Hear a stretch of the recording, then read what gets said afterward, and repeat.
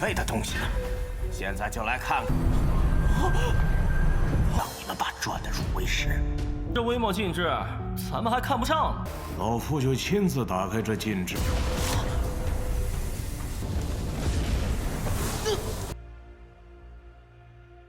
Hola semuanya, bagaimana nih kabar kalian? Semoga kalian dalam keadaan baik-baik saja, sehat selalu, serta dilancarkan rezekinya ya guys. Amin. Pada kesempatan kali ini kita akanlah melanjutkan tonggua dari Fearless Battle Spirit ataupun Babang Qinan.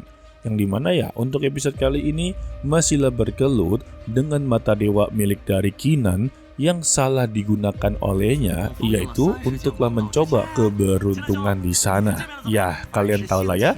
Oke lah kalau begitu langsung saja kita masuk ke dalam ceritanya. Taruhan yang diberikan oleh Qinan benar-benar begitu sangatlah menggiurkan, tetapi juga untuk tetua di sana menjadi begitu ragu karena ya jika Qinan benar-benar memenangkan taruhan ini, maka merekalah yang akan mengalami kerugian terbesar. Dan dia tidak menjawab ajakan taruhan tersebut, hanya saja dia meminta kepada Qinan untuklah melihat apa sisa harta karunnya. Lantas, Qinan pun langsunglah membuka satu persatu dari sana, dan terlihatlah ada 3 cahaya berwarna merah, dan inilah yang dimaksud taruhan dari Qinan. Hal ini membuat seluruh orang yang menonton menjadi begitu sangatlah terkejut-kejut. Dan mereka mempertanyakan bagaimana pria satu ini bisa mendapatkan semua harta karun tanpa adanya kesalahan sama sekali. Ya benar, menggunakan mata dewa itu penting. Untuk si penjual menjadi begitu tidak percaya dengan kejadian semua ini. Dan Qinan membalas, bahkan jika dia menaikkan harganya 10 kali lipat, maka dia bisa untuklah mendapatkannya. Sedangkan ya untuk teman dari Qinan menjadi begitu sangatlah senang serta gembira karena dia tidak menyangka mendapati penghasilan beberapa kali lipat hanya dalam waktu yang begitu sangatlah singkat.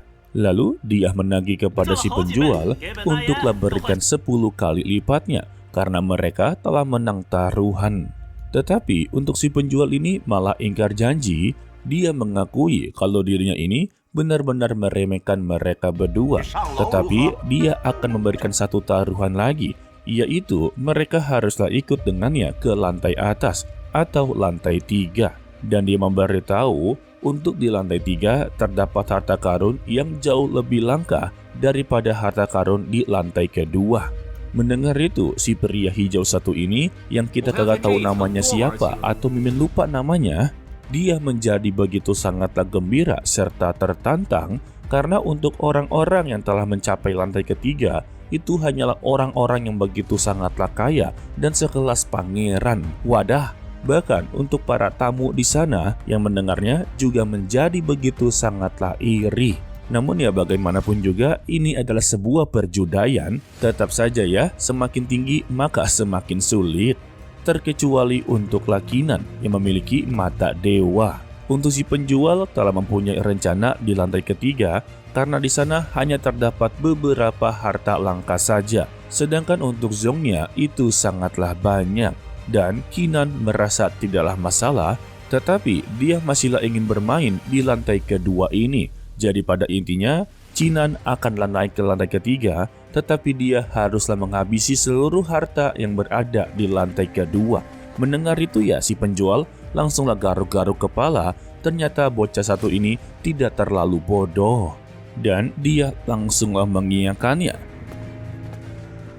Sesingkatnya, setelah berhasil untuklah menghabisi harta di lantai kedua, mereka pun akhirnya mencapai lantai ketiga. Di sini tempatnya benar-benar begitu mewah. Siapa sangka para tamu di sana juga diperbolehkan untuklah menyaksikan kehebatan dari Qinan guys. Dan mereka pun langsunglah diperkenalkan salah satu pria tua yang disebut sebagai Master Mu. Dan dia adalah penanggung jawab untuklah lantai tersebut. Dan dia memberitahu ini tidak sama dengan pembatas di lantai bawah. Jadi kemampuan matanya tidak akanlah bisa untuk melihat dengan mata telanjang. Lalu Master Mu memberitahu kepada mereka berdua ada 20 potong kacang merah dalam kotak tersebut. sisanya yaitu sampah. 上百盒里有20块黄豆之。这里的残片都是本。 Dan untuk mengikuti permainan ini, dia haruslah mengeluarkan 1000 tel perak. Waduh, 咱们 mahal 还看不 banget. 上呢。 Dan jangan lupa untuk aturannya, Cinan haruslah membayar 10 kali lipat harganya guys. Lantas ya, untuk temannya Cinan menjadi tidak terima. Untuk taruhan sebelumnya saja belumlah dibayar, tetapi sekarang dia malah mencoba untuklah merampok mereka. Namun Cinan langsunglah menghentikannya, meminta kepada dirinya percayalah kepada dia. Lantas Cinan langsung memilih 3 kotak, dan Master Mu memberitahu kepadanya kalau kotak yang telah dia pilih ini adalah kotak yang berisikan sampah.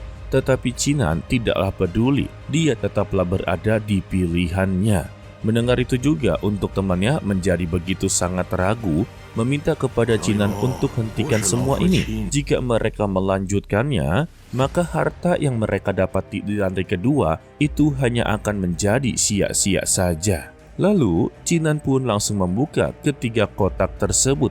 Dan sesuai perkataan dari Master Mu, memang kotak ketiga ini isinya adalah sampah. 老夫就亲自打开这禁制。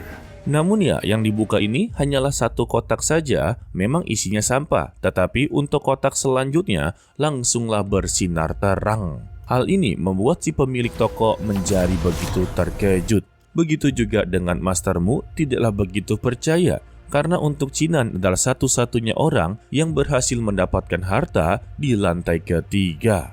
Terlebih juga yang dibuka oleh Cinan ini adalah harta Taoisme suci, membuat mereka semua menjadi begitu sangatlah iri. Dan untuk temannya atau si pria baju hijau memberitahu kepada Cinan sepotong Taoisme suci ini sudah begitu sangatlah berharga. Belum lagi potongan-potongan lainnya sudah memiliki nilai yang begitu sangatlah tinggi. Bahkan dia menyebutkan tidak hanya bernilai begitu tinggi, tetapi memiliki 1 potong, maka mereka akanlah menjadi orang paling terkaya. Lalu Cinan pun langsunglah mengambil selembar kertas dari Taoisme suci tersebut, dan ketika dia ingin menyimpannya, pria berbaju emas langsung menawarkan kepada Cinan, bisakah dia menjualkan selembar kertas tersebut kepada dirinya. Dia akanlah memberikan 30.000 tel sebagai komisi. Dan untuk si pria baju biru juga ikut-ikutan. Dia akanlah menambahkan 10.000 tel lagi, totalnya 40.000 tel. Dan Cinan langsunglah menjawab, maaf kalau dirinya tidak berencana untuklah menjualnya. Karena ya sepotong Taoisme suci ini sebagai peta untuklah mendapati harta karun yang begitu berlimpah ya guys. Hal ini membuat ketiga tamu tersebut menjadi begitu sangatlah kesal dan mencoba memperingati kepada dirinya. Jangan mencoba untuklah menjadi orang yang begitu sombong. Untuk si pria berbaju hijau Tosca langsunglah menawarkan kalau dia akan memberikan banyak sekali uang agarlah dia bisa mendapatkan selembar kertas tersebut.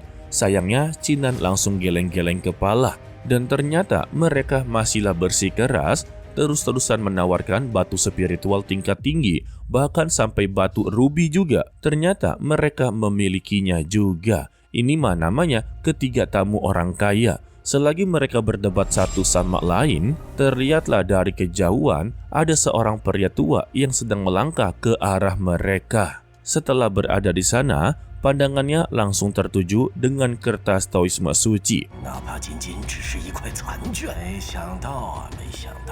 Dan dia berkata, dia tidak menduga untuklah hal ini semua. Dia pun langsung memuji kehebatan dari Cinan, sebab untuk orang-orang yang telah memiliki potongan dari Taoisme suci adalah orang-orang yang telah diakui.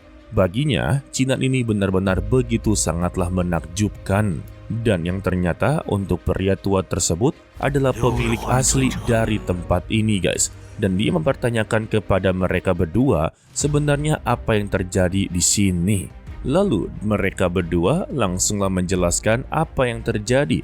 Pada intinya, Cinan adalah bermarga Chin dan memiliki 3 segel hitam. Serta peraturan dari aliansi Sangdao atau aliansi bisnis mereka telah memberikan hukuman 10 kali lipat untuk Cinan jika ingin ikut serta. Dan untuk pria tua satu ini langsunglah memberitahu kepada Cinan dengan memiliki 3 segel hitam memiliki dampak besar kepada dirinya. Jadi, dua tempat suci mungkin tidak akanlah menerima dirinya. Namun, jika dia memberikan dua bagian tersebut untuk aliansi mereka, maka dia akan bisa membuat sebuah keputusan untuk menghilangkan tiga segel hitam tersebut. Dan dia menanyakan apakah penawaran dia ini sudahlah cukup untuklah dirinya. Belum aja Jinan menjawab, pria hijau satu ini tidaklah terima karena untuk tiga segel hitam dengan selembar kertas tersebut tidaklah sebanding. Karena untuk selembar kertas suci tersebut benar-benar begitu sangatlah berharga. Begitu juga dengan Jinan langsunglah menolaknya. Yang ternyata untuk pria tua satu ini bernama Tuan Liu Er. Di sini dia tidak terima dengan keputusan dari orang-orang suci dari aliansi bisnis. Karena telah menggunakan tiga segel hitam kepadanya sebagai tanda hukuman, tetapi sekarang dia malah ingin menggunakan tanda segel hitam ini sebagai pertukaran. Ya intinya, jika Jinan menerima semua ini, maka ya aliansi bisnis tidak akan mengalami kerugian sama sekali. Jadi bagi Jinan, untuk ditukar dengan dua harta karunnya itu sama sekali tidaklah sebanding dan kesepakatan haruslah berakhir di sini. Mendengar pernyataan dari Jinan membuat Tuan Liu Er benar-benar begitu marah besar. Dia mempertanyakan apakah dia benar-benar mengira kalau dia ini adalah tuan yang begitu lemah. Dan juga apakah Jinan mencoba untuklah memaksa dirinya untuk melakukan kekerasan. Dan dia pun mengeluarkan energi spiritual, tetapi secara tiba-tiba semuanya langsunglah dipatahkan. Dan datanglah backingan dari Jinan yang tak lain adalah Master D. Waduh, hal ini membuat mereka bertiga menjadi begitu sangatlah terkejut. Mengapa bisa untuk Master D berada di sini? Dan kita bersambung untuklah dilanjutkan part berikutnya, yaitu hari Sabtu minggu ini.